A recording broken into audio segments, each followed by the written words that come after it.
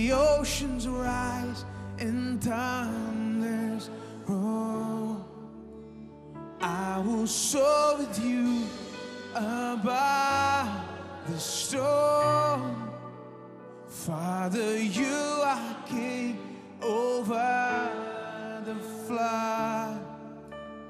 I will be still and know you are God. I will be still and know you are God. When the oceans rise and thunders roar, I will soar with you above the storm. Father, you are king over the flood. I will be still and know you are God.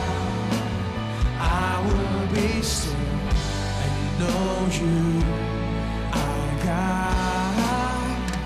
I will be still and know you are God.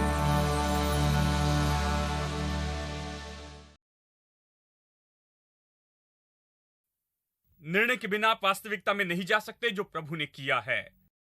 एक बार आपने निर्णय लेने के बाद सारा नर्क आपके उद्धार के विरुद्ध हो, मैं जानता हूं वो विरुद्ध में है। बाइबल कहती है कि संसार के ईश्वर ने लोगों की आंखों को अंधा किया है। शैतान नहीं चाहता कि कोई उद्धार पाए, इसलिए उसने लोगों को व्यस्त रखा है वो जो भी कर रहे हैं उसमें। और जब वो सुसमाचार सुनते भी हैं तो वो उन्हें हर तरह का सुझाव देता है। उनसे कहता है, खैर तुम जानते हो तुम्हें इसमें आना नहीं चाहिए, तुम मजा नहीं कर पाओगे, और यदि तुम चर्च में जाओगे और अपना जीवन प्रभु को दोगे और फिर चर्च में जाओगे और बाइबल लेकर चलोगे और तुम अजीब व्यक्ति हो जाओगे, जानते हो सब तुम पर हंसेंगे और तुम जो पहले करते आए वो नहीं कर पाओगे, तुमने जो किया वो नहीं कर सकोगे, तुम दुनिया में मजा नहीं ले सकोगे, बस इन बातों से दूर रहो। आप कहेंगे शैतान ये कहता है, कैसे पता? उसने मुझे कई साल पहले ये बताया जब मैं बढ़ रहा था। जानते हैं, मैंने सोचा कि उद्धार पाना तो बुढ़ापे में किया जाने वाला काम है। फिर चर्च के पास में ही घर लेते हैं कि हमेशा चर्च में जा सके। जब जवान होते तो मर्जी से जी सकते हैं सोचता, लेकिन बाइबल इसका उल्टा ही कहती है। हे जवान, अपनी जवानी में अपने सृजनहार को स्मरण कर, क्योंकि जब आप जवान होते हैं तो वो आपका हाथ थाम कर आपकी अगुवाई कर सकता है, जिस मार्ग में जाना चाहिए उसे दिखा सकता है, वो निर्णय लेने में मदद कर सकता है, जीवन की हर मुश्किलों का सामना करने में मदद करता है कि आप विजयी हो जाएं। वो आपका सहायक हो सकता है, वो आपको विजयी बना सकता है। इसलिए कहता है कि जब तुम जवान हो तो ये करो, आपके दांत गिरने पर नहीं, आंखें धुंधली होने पर नहीं, आपके पैर कांपने पर, और जब आप चल नहीं सकते तब। उसके बाद आप क्या करेंगे? बाइबल क्यों कहती है कि हे जवान, अपनी जवानी में अपने सृजनहार को याद कर, क्योंकि जब आप अपनी जवानी के दिनों में उसे जानते हैं दोस्तों, तो बहुत सी चीजें देखते हैं और आनंद लेते हैं कि स्वीकार करें और प्रभु की आशीषों में जिए। ये कहता है, हे जवान, इसे न चूकना, ये बहुत कुछ है। जब आप जवान हैं और प्रभु को उद्धारकर्ता स्वीकार नहीं करते हैं तो आप बहुत कुछ चूक रहे हैं। आप जीवन में सबसे उत्तम चूक जाएंगे और उसे नहीं पाएंगे। देखिए, लेकिन वो इसका उल्टा बताते हैं, क्योंकि शैतान के बहुत से एजेंट बाहर हैं। वो कहते हैं चलो थोड़ा समय खेलते हैं, बस कुछ साल, उसके बाद में शादी होने के बाद में तुम विश्वास कर लेना, जब थोड़े बूढ़े हो जाएंगे और बाल सफेद होंगे तब विश्वास कर लेना, जब बाल झड़ने लगे तब चर्च जाना शुरू करना। शैतान आपको ये सब बताता है और आपको उद्धार से रोकने के लिए हर कोशिश करता है, लेकिन मैं आपको बताऊं कि वो ये काम नहीं कर सकता। जब आप निर्णय लेते हैं, जब आप कहते हैं कि मैं यीशु को अपने उद्धारकर्ता प्रभु के रूप में स्वीकार करूंगा, कोई क्या कहता है मुझे परवाह नहीं है, मैं उठकर आगे जाऊंगा और यीशु को अपना प्रभु और उद्धारकर्ता स्वीकार करूंगा और मैं उसे अपना प्रभु और उद्धारक बनाऊंगा। अब मैं आगे से मसीह के लिए जीऊंगा। आप जब ये निर्णय लेते हैं तो सारा नर्क आपके विरुद्ध में होता है, लेकिन वो असहाय है और कुछ नहीं कर सकते। हाँ, तो वो खड़े होकर देखते हैं और ये भी गया, हमारा एक और कम हुआ, और फिर वो नर्क फिर से शुरू होता है। अब वो अलग एंगल से आते हैं। अब वो कहते ठीक है, कोई बात नहीं, तुम वहां पर गए और यीशु को स्वीकार किया और ये सब काम किया, लेकिन सैम चलुदराई जो सिखा रहे हैं उस पर विश्वास न करना। वो इतना सकारात्मक सिखा रहे हैं कि अलग दिशा में ले जा रहे हैं। वो कहते हैं कि तुम सफल हो, तुम संपन्न हो, तुम आशीषित हो, प्रभु ने तुम्हारे लिए इतना कुछ रखा हुआ है। इन सारी बातों पर विश्वास न करना। देखिए, उद्धार पाने के बाद में शैतान उन्हें असफलता में रखना चाहता है, उन्हें कमी और घटी में, बीमारी में रखना चाहता, गरीबी में और उस परिस्थिति में रखना चाहता जिसमें वो पहले से ही थे, मसीह के बिना। क्या यह अजीब नहीं? शैतान जैसे भी इनकी चीजों को पाना चाहता है और बहुत से लोग इसके शिकार होते कि जब वो उद्धार पाने का निर्णय लेते हैं, शैतान कुछ नहीं कर सकता, वो खड़े रहकर देखता है और उसके बाद आप निर्णय की श्रृंखला लेते रहते हैं। आपको निर्णय लेना है कि तंदुरुस्ती और बल में चले और प्रभु की चंगाई में चले। आपको निर्णय लेना है कि सफलता में जिए। आपको निर्णय लेना होगा कि खुश परिवार रखें। आपको निर्णय लेना होगा कि आप अपने हाथ के हर काम में सफल हो जाए। आपको निर्णय लेना होगा कि जो भी यीशु ने आपके लिए किया है उसे आप ले ले, उसे इस जीवन में ले ले, अपनी आत्मा में, अपने प्राण में, अपने शरीर में, अपने हाथों के कामों में, अपने परिवार में, अपने धन में। आपको निर्णय लेना होगा, क्योंकि शैतान चाहता है कि आप धूल में रहें और गरीबी का ढेर आप पर लगे और बाकी जीवन आप वहीं पर रहे प्रभु की स्तुति करते हुए। आपके गीत गाने से फर्क नहीं पड़ता। वो कहता है गीत गाओ लेकिन आशीष नहीं पाना। वो कहता है ठीक है तुम चर्च जाओ लेकिन आशीष नहीं पाना, चंगे नहीं होना, आशीष पाकर सफल नहीं होना, तो सुसमाचार कहीं नहीं जा सकता है। लोगों को सामर्थ्य नहीं मिलती है, उनके पास पैसा नहीं, तंदुरुस्ती नहीं होती है, उनमें बल नहीं होता, उनमें भरोसा नहीं होता, वो गवाही नहीं दे सकते हैं, वो प्रभु के लिए किसी को नहीं जीत सकते हैं, कुछ नहीं कर सकते, क्योंकि शैतान ने उन्हें उसी जगह पर रखा है जहां वो उद्धार के पहले थे। व्यवहारिक पहलू में उद्धार से कोई फर्क नहीं आया है, बस यही फर्क है कि मरने के बाद वो स्वर्ग में जाएंगे। ऐसे लोग पृथ्वी के लिए अच्छे नहीं हैं, वो स्वर्ग के लिए अच्छे हैं।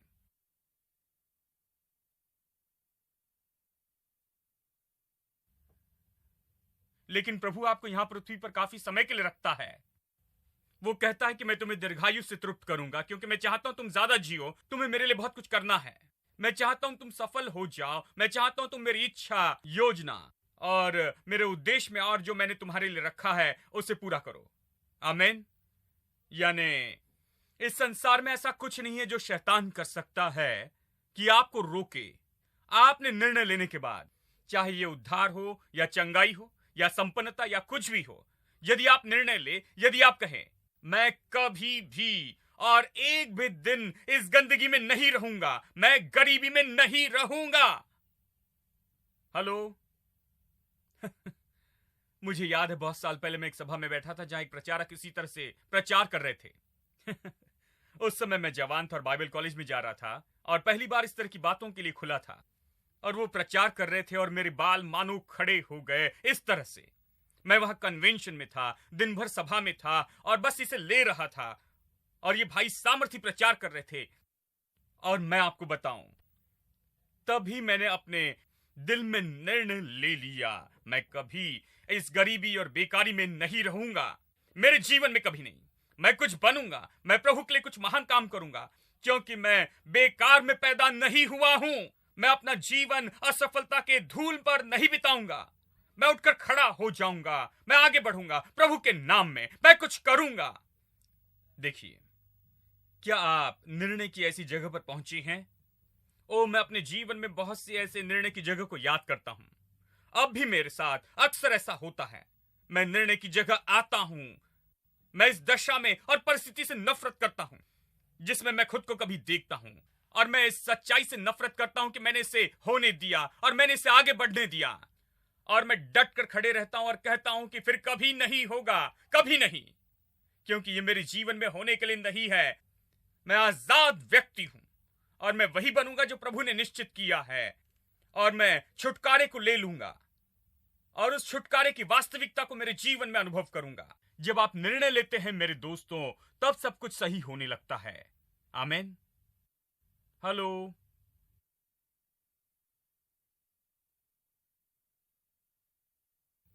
नहीं तो फिर हम कह सकते हैं कि हम बहुत आत्मिक हैं, लेकिन कुछ नहीं होगा।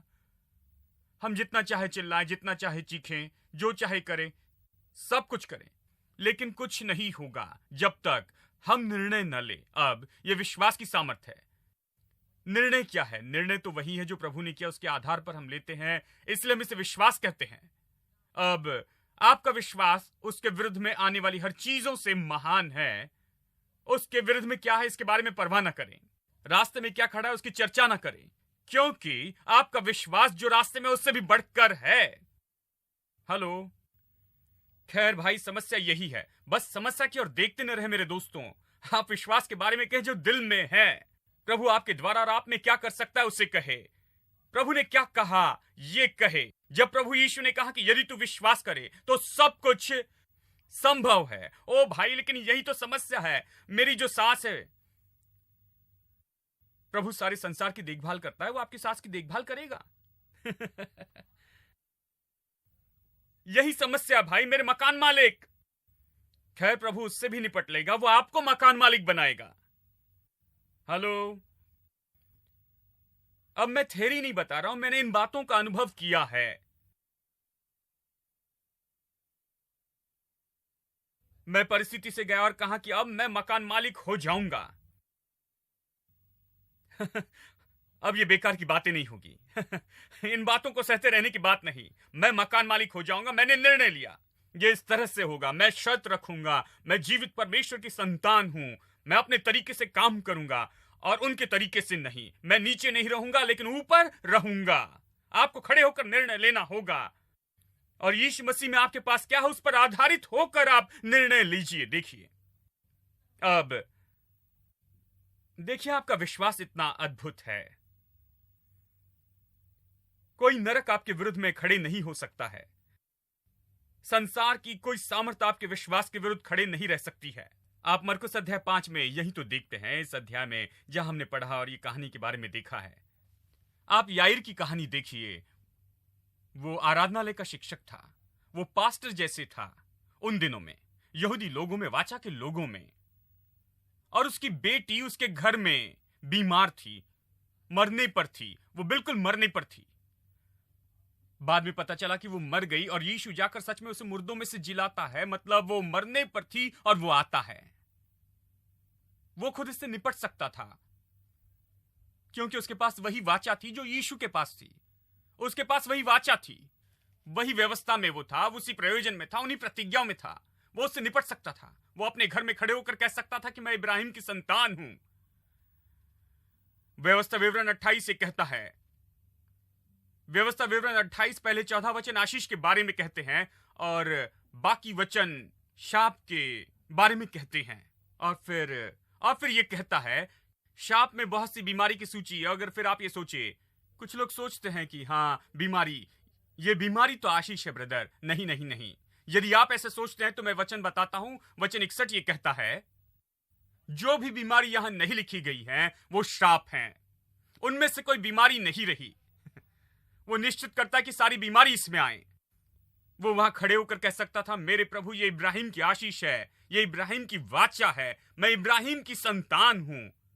मैं इसे होने नहीं दूंगा, मैं इसे मुझे जिंदा खाने नहीं दूंगा कि मेरी बेटी की जिंदगी ले ले। मैं दरार में खड़ा रहूंगा, मैं दरार में खड़े रहूंगा और इन चीजों को सही करूंगा। यीशु के नाम में मैं अपना अधिकार लूंगा। वो ये कर सकता था, लेकिन 400 साल तक उन्होंने कोई प्रचार नहीं सुना। यही समस्या थी। वो आराधनालय में प्रचारक था और वो खुद इस दशा में था। अब वो एक बात समझ गया कि यहां एक मनुष्य है।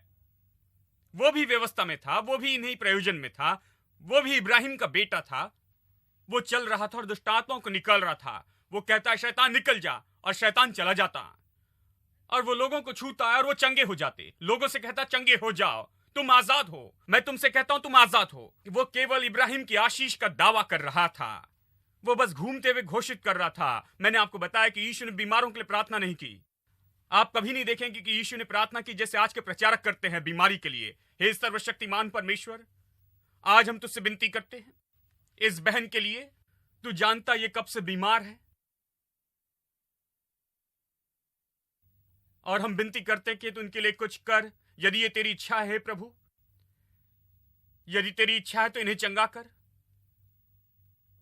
मैं आपसे कहता हूं, ऐसे लोगों से सावधान रहना, क्योंकि ये लोग सोचते हैं कि प्रभु की इच्छा है कि आप घर चले जाएं। तो मैं पहले उस व्यक्ति से पूछता हूं, क्या आप विश्वास करते हैं भाई? क्या आप चाहते हैं कि यहां पर रहने के लिए प्रार्थना करें या मेरे जाने के लिए प्रार्थना करना चाहते हैं?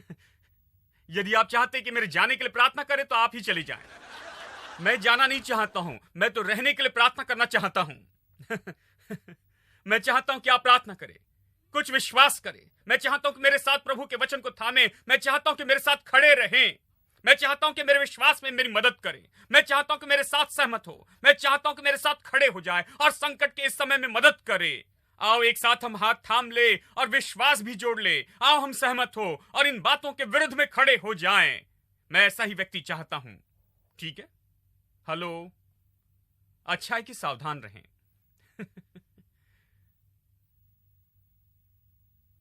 तो ये आदमी परेशानी में और यीशु के पास आता है, लेकिन उसने एक बात सीखी है। हालांकि वो पूरी तरह से दूर जाने की दशा में था, लेकिन एक बात उसने सीखी थी। ये आदमी, यीशु मेरे घर में आना, उस पर हाथ रखना। वो ये समझ गया था कि उसके हाथों में कुछ है, उसके हाथों में कुछ है कि जब ये हाथ रखता है तो लोग चंगे हो जाते हैं। वो कहता है, मेरे घर में आकर मेरी बच्ची पर हाथ रखना और वो चंगी हो जाएगी।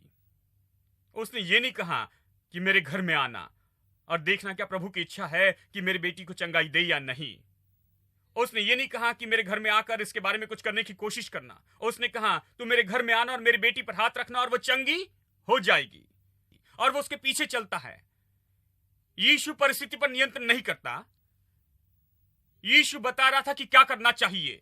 ये आदमी अपने विश्वास से, अपने निर्णय से सब पर नियंत्रण करता है।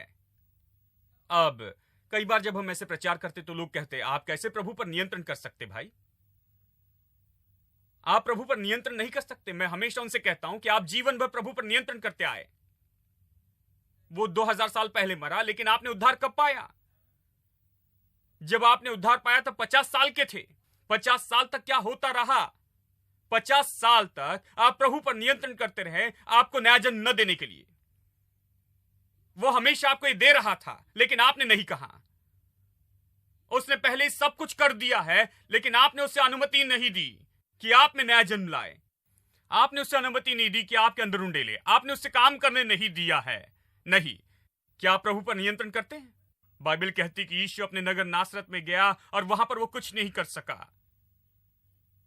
बड़े चमत्कार, केवल कुछ लोग चंगे हुए, बड़े चमत्कार नहीं हुए। क्यों? लोग नियंत्रण करते थे। हेलो? चाहे आप इसे जाने या न जाने, कुछ लोगों के लिए बुरी खबर है, क्योंकि वो कहते हैं, खैर प्रभु नियंत्रण करता है। लेकिन मैं आपसे कहता हूं कि आप नियंत्रण करते हैं मेरे भाई, मेरी बहन। आप नियंत्रण करती हैं। यदि प्रभु नियंत्रण करता तो सब कुछ बहुत अच्छा हो जाता। सब कुछ अच्छा होता, क्योंकि प्रभु भला परमेश्वर है। ठीक है? वो सारी आशीषों को पैक करके हमारे घर में कुरियर कर देता, कोई समस्या नहीं होती। यदि प्रभु नियंत्रण करता तो सब कुछ ठीक होता, समस्या नहीं होती, सब ठीक होते। प्रभु नियंत्रण में है, यह कहने के लिए जरूरी है कि आप अपने अधिकार का दावा करें और अपनी जगह पर आकर प्रभु की आशीषें ले ले। मेरे दोस्तों, परमेश्वर की सारी आशीषों को ले ले। दोस्तों देखिए, प्रभु नियंत्रण करता है बहुत से तरीकों से। मैं देख सकता हूं कि वो महान परमेश्वर है, उसने आकाश और पृथ्वी को बनाया, वो सबसे बड़ा है, समझ सकता हूं। लेकिन बात यह है कि प्रभु ने मनुष्य को इस तरह बनाया है। प्रभु ने मनुष्य को बनाया और मनुष्य को इतना सम्मान दिया है, मनुष्य को इतनी सामर्थ्य और अधिकार दिया कि उसके जीवन में जो होता है वो उसी के द्वारा निर्णय किया जाए। इसीलिए यदि आप नहीं चाहते हैं कि आपके जीवन में उद्धार हो तो वो नहीं होगा। इसलिए आप में से बहुत से लोगों के लिए नहीं हुआ है काफी समय से। ये बहुत समय बाद हुआ। आपने उसके विरुद्ध बलवा किया और फिर अंत में एक दिन आपने प्रभु को अनुमति दी। हर समय आप प्रभु पर नियंत्रण करते रहें, और कुछ लोगों ने तब तक अनुमति नहीं दी है। यहां बैठकर मुझे सुन रहे हैं, और आप में से बहुत से लोग संदेश सुने हैं हर जगह से, और आपने कभी यीशु को अपने जीवन में आने नहीं दिया। आपने कभी यीशु को प्रभु और उद्धारक नहीं बनाया। जब तक आप अनुमति न दे, जब तक निर्णय न ले, वो नहीं आ सकता। इसलिए यीशु ने कहा, मैं द्वार पर खड़ा खटखटाता हूं, यदि कोई द्वार खोले। देखिए वो कितना अच्छा है। वो लात मार कर द्वार खोलकर भीतर नहीं आता। वो आ सकता है, उसमें सारी सामर्थ है, लेकिन वो कहता है मैं द्वार पर खड़ा खटखटाता हूं। वो सभ्य है, वो जेंटलमैन है। शैतान, आपको सावधान रहना होगा, क्योंकि वो पीछे के द्वार से आता है। दरवाजा बंद रखें, खिड़कियां बंद रखें, लेकिन यीशु पर आप भरोसा रख सकते हैं। वो घोषित करेगा, वो खटखटाएगा, वो कहेगा क्या मैं आ सकता हूं? और केवल जब आप कहेंगे हाँ प्रभु भीतर आ और मेरा प्रभु हो जा, मेरा स्वामी हो जा, आज मेरा उद्धारक हो जा, मेरा चंगाई दाता हो जा, मेरे लिए सब कुछ हो जा, मेरा बल हो, मेरी तंदुरुस्ती हो, तो वो आपके लिए सब कुछ हो जाएगा। लेकिन लोग उसे नहीं लेते हैं और वो जो भी है उसे लेकर अपना नहीं बनाते हैं। देखिए, हम इसी पर चर्चा कर रहे हैं। समस्या यही है, जब तक निर्णय न ले आप कुछ नहीं पा सकते हैं। निर्णय लेना इतना सामर्थ्य है। और यहां दो लोग प्रभु पर नियंत्रण करते थे, इसलिए मैंने यह अध्याय पढ़ा। उसने कहा आओ, और वो जाता है। आप कहेंगे ये कैसे हो सकता भाई? यीशु इतना बड़ा है और ये आदमी कहता है आओ और वो जाता है। मैं बताऊं ये कैसे हो सकता है। ये होता है क्योंकि प्रेम विश्वास के सामने झुकता है। जब आपके पास विश्वास है तो प्रेम कहता है हां मैं आऊंगा, तुम जहां भी बुलाओ मैं आऊंगा, तुम जब भी बुलाओ मैं आऊंगा, तुम्हें जो चाहिए मैं दूंगा। देखिए, प्रभु ने खुद को आपके लिए दे दिया है पहले ही। प्रभु ने कुछ नहीं रखा, उसने कोई आशीष नहीं रखी, बाइबल कहती है। और क्रूस वो जगह है जहां पर आप देखते हैं कि परमेश्वर ने कुछ भी बाकी नहीं रखा है आपसे मेरे दोस्तों। उसने दिया है। बाइबल कहती है रोमियो अध्याय 8 वचन 32 में कि परमेश्वर ने अपने इकलौते पुत्र को भी नहीं रख छोड़ा, लेकिन उसने हम सब के लिए उससे दे दिया। यदि उसने ऐसे किया तो फिर वो उसके साथ सब कुछ मुफ्त में क्यों नहीं देगा? देखिए, प्रभु ने आपको सबसे उत्तम दिया है। प्रभु के पास जो भी था वो सब दिया। एक बेटा, उसने वो बेटा भी दिया। इकलौता बेटा उसने दिया। अब देने के लिए कुछ भी बाकी नहीं रहा, उसने सब कुछ दिया है। इसलिए मैं विश्वास करता हूं कि प्रभु पीछे झुकता है कि वो करें जो आप करना चाहते हैं। जब आप उसका वचन लेते हैं, जब आप उस पर विश्वास करते हैं, और जब आप प्रतिज्ञाओं पर खड़े रहते हैं, जब आप अपने छुटकारे की वास्तविकता में खड़े होते हैं और जोर देते हैं कि आपको यह मिलेगा, तो वो आपके लिए आपके जीवन में से करेगा और आपकी मदद करेगा कि इससे आपके जीवन में पूरा कर दे। आमीन। देखिए, लोग प्रभु पर हमेशा नियंत्रण करते हैं और वो ये नहीं जानते हैं। यहां तक विश्वासी उद्धार पाने के बाद वो प्रभु पर नियंत्रण करते हैं। यदि सब प्रभु करता तो वो आपको संपन्न करता, वो आपको आशीष देता, बस आपको चंगाई दे देता। बहुत से लोगों के हैंगअप्स होते हैं, वो प्रभु को सब कुछ करने नहीं देते हैं। वो बहुत से पर्दे रखते हैं, कहते हैं नहीं बस हो गया, आगे नहीं, मैं इस पर विश्वास नहीं करता, इस पर नहीं, ये खत्म हो गया। चंगाई प्रेरितों के साथ खत्म होगी, आखिरी प्रेरित के साथ। जानते हैं ये अच्छा नहीं है, वो अच्छा नहीं, वो कहते हैं, वो हर तरह की दीवारें रखते हैं जो प्रभु को कुछ करने से रोकती है। और बाइबल कई जगह ये सिखाती है। चलिए कुछ बातें बताऊं जो बाइबल कहती है कि इजरायली लोगों ने परमेश्वर को सीमित किया। देखिए, प्रभु असीमित है, लेकिन क्या उन्होंने प्रभु को सीमित किया? उन्होंने अपने विश्वास से किया। प्रभु उन्हें प्रतिज्ञा के देश में ले जा सकता था, लेकिन वो जंगल में नाश हो गए। उन्होंने प्रभु को सीमित किया। और मैं कहता हूं कि आपके लिए संभव है कि आप इस तरह से प्रभु पर नियंत्रण करें। क्या आप सुन रहे हैं? या आप घर चले गए? सोचिए कि आप क्या कह रहे हैं। ये तो बहुत ही महत्वपूर्ण बात है। देखिए, यदि आप निर्णय न ले तो कुछ नहीं होगा। और हम में से बहुत से लोगों ने बहुत तरीके से प्रभु को सीमित किया है। हम में से बहुत से लोगों ने प्रभु पर नियंत्रण किया है प्रतिदिन हमारे जीवन में। बहुत से लोगों ने प्रभु को रोका है हमारे जीवन में काम करने से, कि हमारे जीवन में वो काम करे, वो काम करें। देखिए, जैसे कुछ लोग कहते हैं हाँ प्रभु मैं तुझे ये देता हूं, मैं तुझे वो देता हूं, अपना बच्चा तुझे देता हूं, अपना घर तुझे देता हूं, अपना व्यापार तुझे देता हूं। जैसे एक भाई ने कहा, जानते हैं आज बहुत से लोग कहते हैं प्रभु मेरा व्यापार तेरा व्यापार है, लेकिन प्रभु कहता है, ये लोग कहते हैं कि ये मेरा है, लेकिन मेरे पास चेकिंग अकाउंट सौभाग्य नहीं, साइनिंग सौभाग्य नहीं। जानते हैं, वो कहता है कि उनका व्यापार मेरा है, लेकिन वो मुझे चेक साइन करने नहीं देते। वो उसका निर्णय लेते, वो बस कहते हैं कि वो मेरा है, मुंह से कहते तेरा है प्रभु, उनका कहना है मेरा है, बाकी सब तेरा है। प्रभु कहता है कि केवल तुम्हारी परेशानी मेरी है, तुम्हारे चेक तुम्हारे साथ हैं। हम कहते हैं ओ मैं ये देता हूं वो देता हूं, प्रभु कहता तुम्हारा व्यापार नहीं चाहिए, तुम्हारी चेक मुझे नहीं चाहिए, मुझे तुम चाहिए। प्रभु क्यों दिलचस्पी लेगा आपके चेकबुक में और सारी चीजों में? नहीं नहीं, मुझे तुम चाहिए, मुझे तुम चाहिए। देखिए, जब आप खुद को प्रभु को देते हैं तब सब कुछ ठीक होता है। आमीन।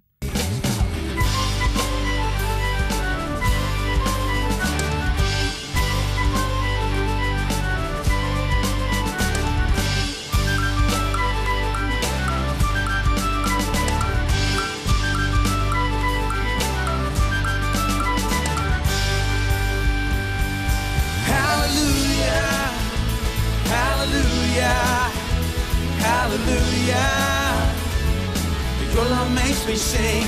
Hallelujah, hallelujah, hallelujah, your love makes me sing.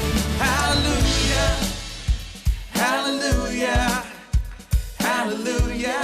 Everybody, your love makes me sing. Hallelujah, hallelujah, hallelujah. Your love makes me sing.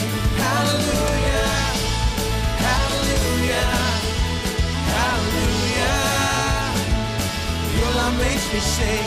Hallelujah, hallelujah, hallelujah. Your love makes me sing.